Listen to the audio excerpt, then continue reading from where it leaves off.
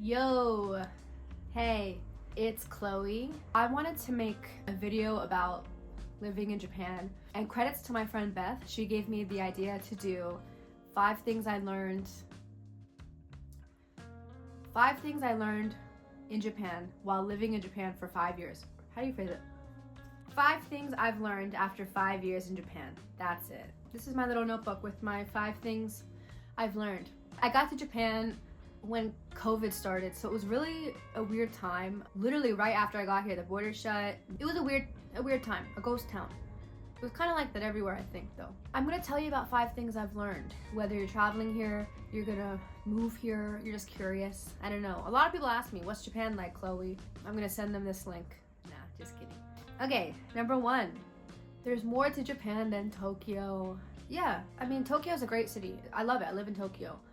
But there's so many other incredible cities too that are underrated, perhaps not talked about enough. Before living in Tokyo, I lived in Osaka. I love Osaka. It's in Kansai, so it's west. It's a bit west of Tokyo. If you take the Shinkansen, the bullet train there, it's 2 hours, maybe 2.5. If you take a flight, maybe 1 to 1.5. If you take an overnight bus, 8 to 10 hours, I think. But yeah, so I lived in Osaka before Tokyo. And before Osaka, I lived in Hyogo, in a place called Akashi, which is amazing. Osaka, I love Osaka because it has a more tight-knit, the lighting is changing, oh gosh, sorry.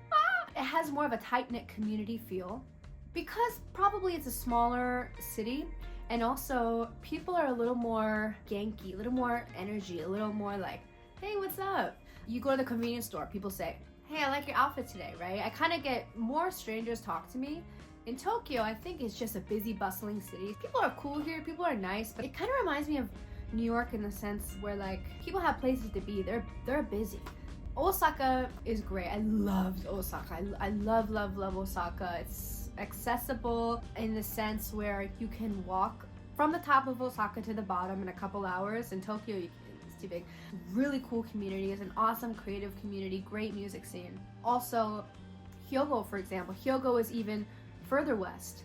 Hyogo is by Kobe, which has really cool harbor land. The place I lived in Hyogo, Akashi, it's more like countryside. I would literally see rice fields when I would bike to work, and there's so many other places like that. So I think basically what I'm trying to say is there are more places than just Tokyo. And sometimes Tokyo can be a bit much. It could be overwhelming because it's so big, there's so many people, there's so much to do. Yeah, come here for a little bit if you're traveling, even to live. I mean, I love it. I'm all for Tokyo. Tokyo's #1 fan. Don't forget about the other places in Japan. Okinawa, if you want to go to the beach, right? There's so many other places. And I think you honestly can't go wrong wherever you go. I think Japan is just so, honestly, even when I was living in the middle of nowhere, in Akashi. I didn't live exactly in Akashi, kind of outside of it. I would always find something cool. I would find a cool random cafe, a really beautiful rice field. There's always something cool. I'm not even kidding. So there's more than Tokyo. And other places might be a better bang for your buck. Other places might have more of a traditional Japan feel.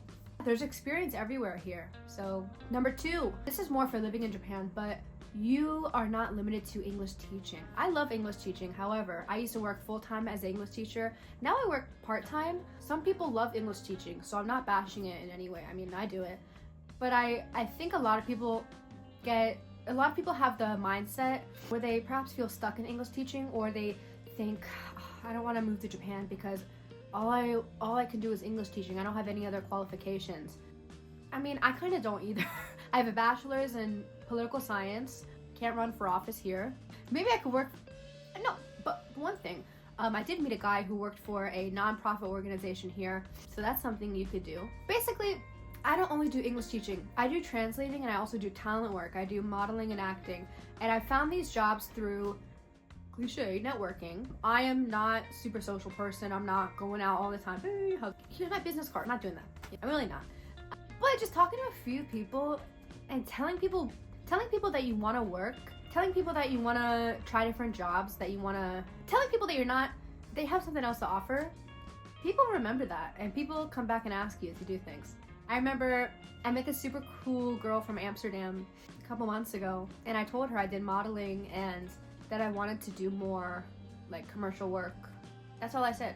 she remembered. She messaged me a couple weeks later, said, hey, my friend's in Japan looking for a model slash actor for a tourism commercial. Can you do it? Sure. Made a decent chunk of money. I know it's a gig, but you can get a lot of gigs aside from English teaching, but you can also get full-time jobs.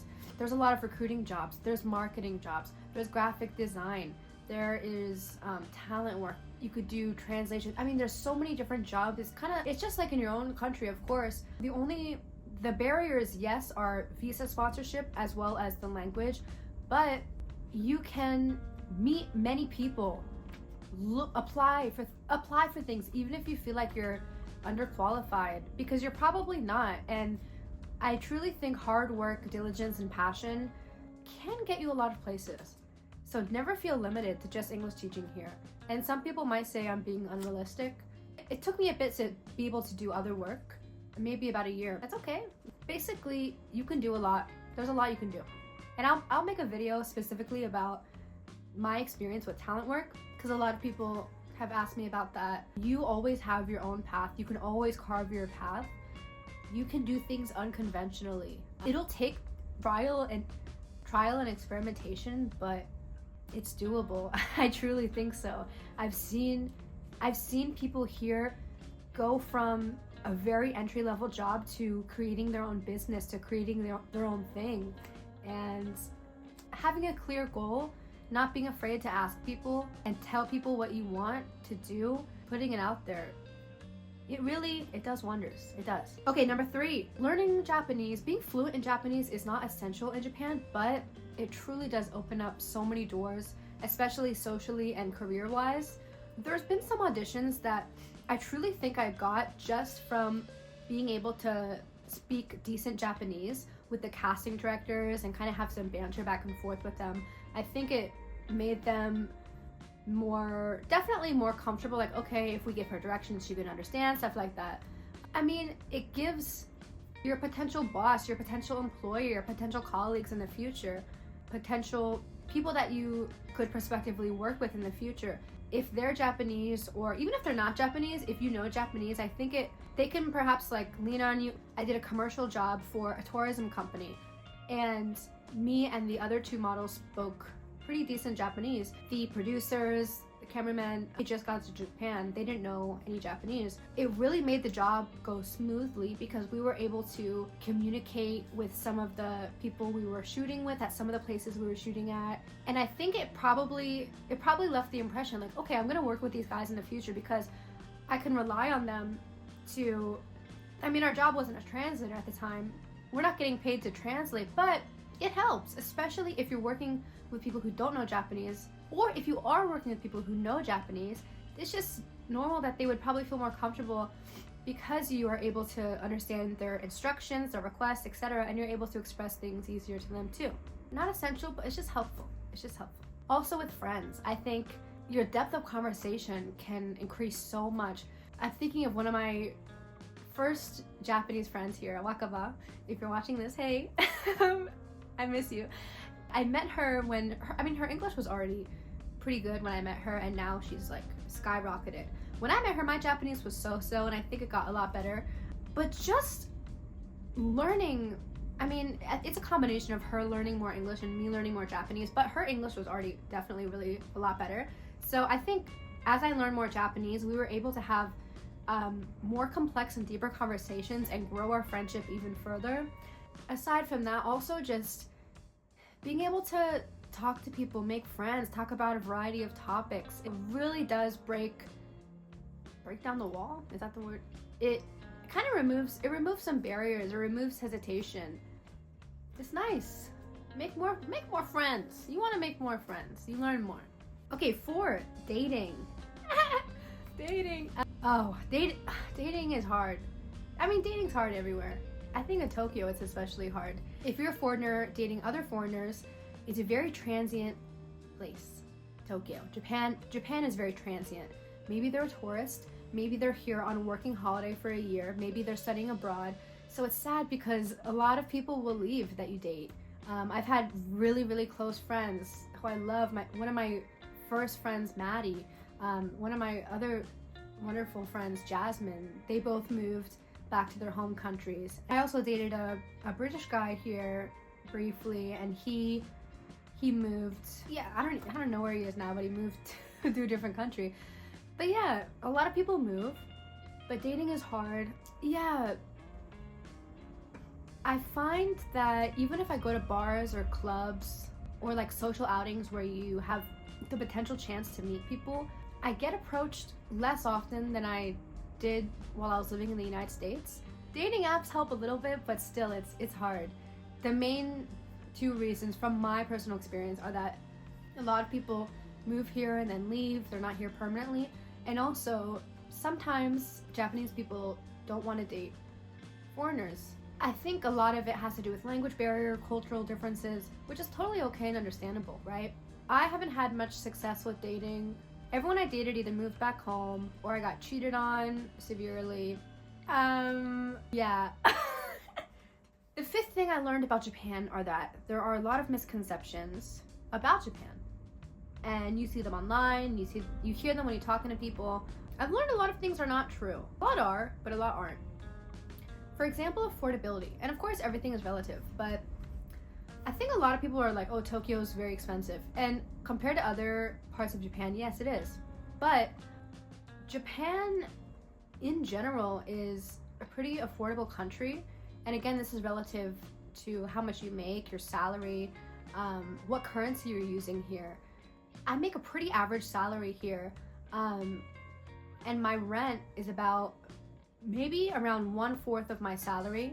I mean, food is pretty affordable. I can have a meal. You can have a meal for 500, 600, 700 yen. For me, it's a little more pricey because I'm vegan/vegetarian. You can eat for cheap here. You can get around for cheap here, especially if you're using the train. You can walk a lot of places. Walking is free. So not just affordability, but also how far your dollar goes, how far your yen goes. Because a lot of things are free or cheap. There are a lot of beautiful parks you can go to. You can walk a lot. Japan is a walkable country. If you do want to go somewhere further, the train is not too expensive. Taxis are. Stay away from taxis. You can bike there usually. And a bicycle, many people have them. And you could buy them for less than $100 usually. There's a lot of free exhibitions. There are a lot of cheap cafes, cheap restaurants. A lot of places you can sit down and talk and relax. People will buy a cheap drink from the convenience store, around 200 yen, and drink at the park, drink outside.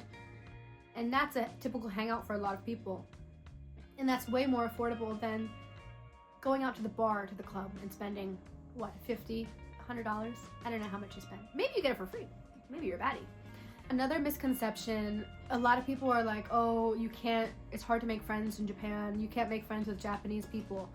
I just don't find that to be true. I think every single one of my friends or every single tourist that I met, they've made at least one Japanese friend, because you can make conversation. There's so much to talk about, and there's a lot of curiosity, like, where are you from?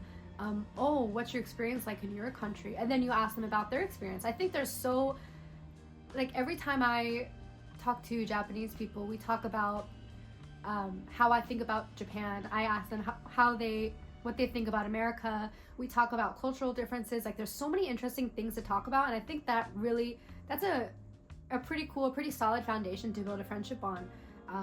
Exploring each other's differences and similarities and thoughts and perceptions. So I think that's a thing. Even if there is a language barrier, which there very well may be, Google Translate.